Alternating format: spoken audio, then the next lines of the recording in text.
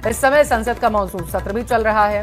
उपराष्ट्रपति राज्यसभा के सभापति होते हैं और सत्र के बीच में पद से इस्तीफा देने वाले धनखड़ पहले उपराष्ट्रपति बन चुके हैं। 2022 में जगदीप धनखड़ ने 14वें उपराष्ट्रपति के रूप में शपथ ली थी। 6 अगस्त 2022 को हुए उपराष्ट्रपति के चुनाव में धनखड़ ने विपक्ष की उम्मीदवार मार्गरेट अल्वा को हराया था और उनके इस्तीफे के बाद राज्यसभा के उपसभापति हरवंश नारायण सिंह चुनाव होने तक कामकाज संभालेंगे। चुनाव की प्रक्रिया 60 दिन के अंदर पूरी करनी होगी। चुनाव में लोकसभा और राज्यसभा के सभी सांसद वोट डालेंगे। तो 67A के तहत संविधान में जो आर्टिकल है उसके तहत उपराष्ट्रपति जगदीप धनखड़ ने राष्ट्रपति द्रौपदी मुर्मू को पत्र लिखा, उसमें आभार जताया सांसदों का और स्वास्थ्य का हवाला दिया। ज्यादा जानकारी के साथ संवाददाता विनीत इस खबर पर जुड़े हुए हैं। विनीत, उपराष्ट्रपति जगदीप धनखड़ ने इस्तीफा दिया जब मॉनसून का संसद सत्र का कल पहला दिन था।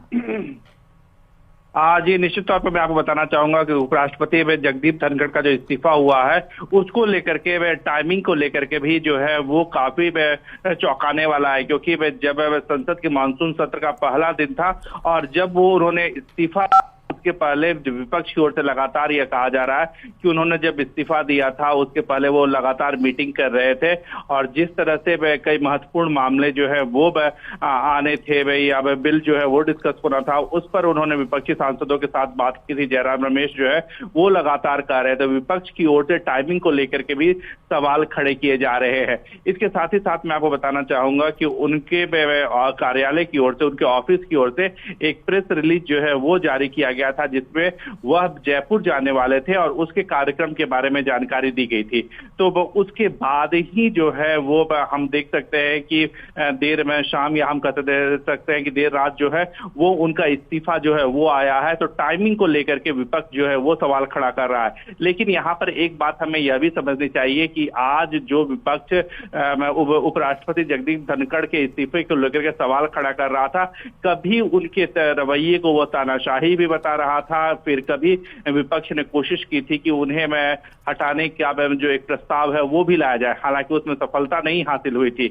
लेकिन यहाँ पर यह महत्वपूर्ण है कि उपराष्ट्रपति ने स्वास्थ्य कारणों का हवाला देते हुए जो है वो इस्तीफा दे दिया है। अब क्योंकि उपराष्ट्रपति जो होते हैं वो राज्यसभा के ऑफिसियों सभापति भी होते हैं जिनके पास राज्यसभा के संचालन की जिम्मेदारी होती है। तो अब यह जिम्मेदारी जो है उपसभापति जो है हरिवंश के पास जाएगी। साथ ही साथ वहां पर सभापति पैनल होता है जो चेयर को समय समय पर संभालता है। तो यह पैनल भी जो है उसे संभालेगा, क्योंकि मानसून सत्र है, पहला ही दिन बीता था और इस तरह की घटना में हो गई है जिसमें उपराष्ट्रपति ने अपने स्वास्थ्य कारणों का हवाला देते हुए इस्तीफा दे दिया है। हालांकि विपक्ष को इसमें राजनीति में नजर आ रही है, लेकिन यहाँ पर जो कारण बताए गए हैं उसमें स्वास्थ्य कारण को जो है वो बताया गया था। पिछले दिनों भी हमने देखा कि सीने में दर्द के कारण जो है वो एम्स में भी एडमिट हुए थे। बहुत शुक्रिया तमाम जानकारी देने के लिए।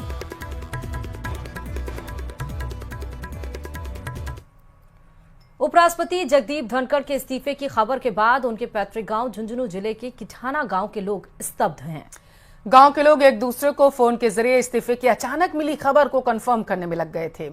बताया जा रहा है कि धनखड़ के भतीजे हरेंद्र धनखड़ ने बताया कि इस्तीफे की खबर के बाद न केवल किठाना गांव बल्कि आसपास के पड़ोस के गांवों से भी फोन आ रहे थे। उन्होंने बताया कि यह सच है कि इन दिनों उपराष्ट्रपति जगदीप धनखड़ की तबीयत नासाज चल रही और जिसे लेकर उनकी पत्नी डॉक्टर सुदेश धनखड़ काफी चिंतित थी। लेकिन इस्तीफा भी देंगे ऐसा कोई सोच नहीं सकता था, क्योंकि आपने देखा कल मॉनसून सत्र था।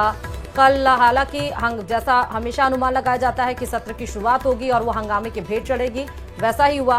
12 बजे तक के लिए कार्यवाही स्थगित कर दी गई थी, लेकिन किसी को यह नहीं पता था कि अचानक से जगदीप धनखड़ इस्तीफा दे देंगे। माहौल तो देखो निराशा ही है, सबकी यही चर्चा हो रही है कि भी इस्तीफा दे दिया तो निराश ही है सारी। कि गांव में काम बहुत करवाया, गौशाला में हुआ है, स्कूल में भी बहुत हुआ है और गांव में मान लो सड़क है, कॉलेज हो गई, हॉस्पिटल हो गया, ये काम करवा रहे हैं। नहीं बस ये ही कि भी चाचा जी के वो थोड़ा सा हार्ट की दिक्कत थी तो वो उनको छोड़ के भी नहीं आते, ज्यादातर यूँ कि भी अकेलों का नहीं छोड़ सकते। थोड़ी वो तबीयत तो नरम ही थी। अब तो देखो माहौल तो दुखी का ही है सबके, ये तो है सबको ही पता है कि निराशा ही है तो सब में। अभी हमारे को तो न्यूज से ही पता चला कि महामहिम उपराष्ट्रपति जगदीप जी ने इस्तीफा दे दिया। उसके बाद में गांव में बड़ी निराशा का माहौल है और आसपास के इलाके से भी फोन आ रहे हैं, बहुत ही लोगों में निराशा का माहौल है। सुदेश जी पिछले इस महीने के पहले वीक में आए थे गांव, 2-3 दिन रुके थे, तो उन्होंने बताया था कि भाई मार्च में जैसे उनके बाईपास वो 8 का ऑपरेशन का छल्ला डला था, फिर पिछले महीने उत्तराखंड भी प्रोग्राम में गए थे, वहां भी तबीयत बिगड़ गई थी। प्रदेश के न्यायिक कर्मचारियों का लंबे समय से लंबित कैडर पुनर्गठन का मुद्दा विकराल रूप लेता हुआ नजर आ रहा है और इसी मांग को लेकर प्रदेश भर के न्यायिक कर्मचारियों की हड़ताल जारी है, जिससे प्रदेश की अदालतों में कामकाज पूरी तरह से ठप हो गया है। देखिए पूरा मामला इस रिपोर्ट में।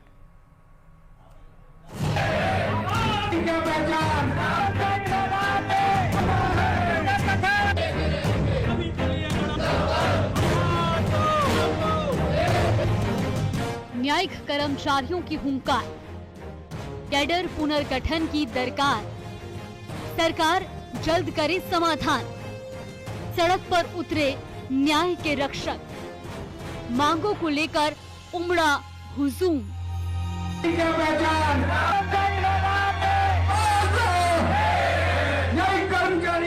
राजस्थान में न्यायिक कर्मचारियों का हुजूम अब सड़क पर न्याय के लिए उतर गया है।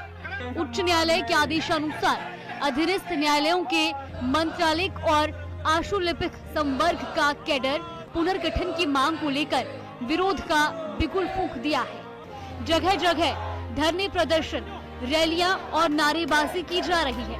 इसी कड़ी में भीलवाड़ा में जिला सेशन एवं न्यायालय परिसर में राजस्थान न्यायिक संघ के बैनर तले न्यायिक कर्मचारियों ने विरोध प्रदर्शन किया। इस दौरान उन्होंने जमकर नारेबाजी की और इस बीच संघ ने चेतावनी दी कि अगर मांगे नहीं मानी गई तो आंदोलन को और उग्र किया जाएगा। राज्य सरकार द्वारा न्यायिक कर्मचारियों के लिए पुनर्गठन लागू नहीं किया है। इसकी वजह से दिनांक 14 जुलाई 2025 से हमारे प्रदेश अध्यक्ष भूख हड़ताल पर बैठे हुए हैं और उसके पश्चात भी राज्य सरकार द्वारा पुनर्गठन के संबंध में कोई कार्रवाई नहीं की गई है। उधर दौसा में चौथे दिन भी न्यायिक कर्मचारियों का धरना जारी रहा। न्यायिक कर्मचारियों ने रैली निकालकर प्रदर्शन किया। संगठन के पदाधिकारियों ने कहा कि राज्य सरकार द्वारा उच्च न्यायालय के आदेशानुसार अधीनस्थ न्यायालयों के मंत्रालयिक और आशुलिपिक संवर्ग का कैडर पुनर्गठन नहीं करने से कर्मचारियों में रोष है। कोर्ट ने भी फुल बेंच में ये अनुमोदित करके अनुशंसाएं करके स्टेट गवर्नमेंट को भेजा गया था, जिसकी पालना राज्य सरकार द्वारा आज तक नहीं की गई है। जो न्यायिक कर्मचारी हैं उनका पुनर्गठन अभी तक लागू नहीं हुआ है। न्यायिक कर्मचारियों के धरने से जैसलमेर में भी न्यायिक व्यवस्था बुरी तरह से प्रभावित रही। न्यायिक कर्मचारियों ने सामूहिक अवकाश को लेकर न्यायालयों का कामकाज पूरी तरह ठप कर दिया। कर्मचारियों ने मांगे पूरी नहीं होने तक धरना जारी रखने की चेतावनी दी। 2022 से कंटिन्यू सरकार ने अपने विभागों के सभी कर्मचारियों का पदों का पुनर्गठन कर दिया, वेतनमान दे दिया।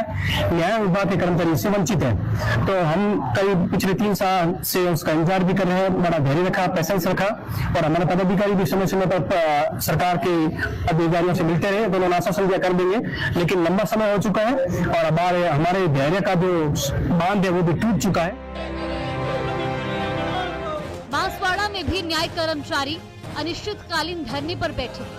हड़ताल के तीसरे दिन कर्मचारियों ने कलेक्ट्रेट परिसर में कर्मचारियों ने रैली निकाली और मांग पूरी न होने तक सामूहिक अवकाश की बात कही। न्यायिक कर्मचारी गण है, न्यायिक कर्मचारी गणों के लिए पुनर्गठन का जो आदेश हुआ था पदों का, उसके ऊपर सरकार ने पालना नहीं की गई। लंबे 2 साल से इस मांग को लेकर चल रहे हैं। सरकार के पास प्रस्ताव भी गया राजस्थान हाईकोर्ट का, उसके बावजूद भी राज्य सरकार इसके ऊपर कोई पालना नहीं कर रही है। उसके विरोध में यह रैली निकाली गई है। सभी कर्मचारी गण सामूहिक अवकाश पर हैं। उदयपुर में जिला न्यायिक कर्मचारी संघ की 5वें दिन भी हड़ताल जारी रही। कैडर पुनर्गठन की मांग को लेकर पिछले कई दिनों से कोर्ट परिसर में धरने पर बैठे न्यायिक कर्मचारी कलेक्ट्रेट पहुंचे और जमकर नारेबाजी की।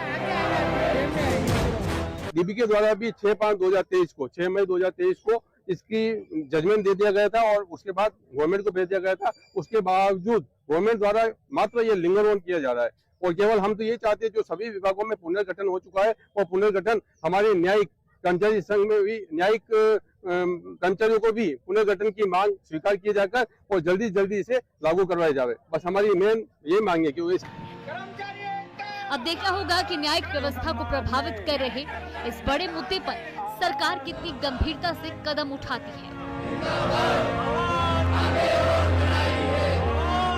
Bureau report news 18 Rajasthan.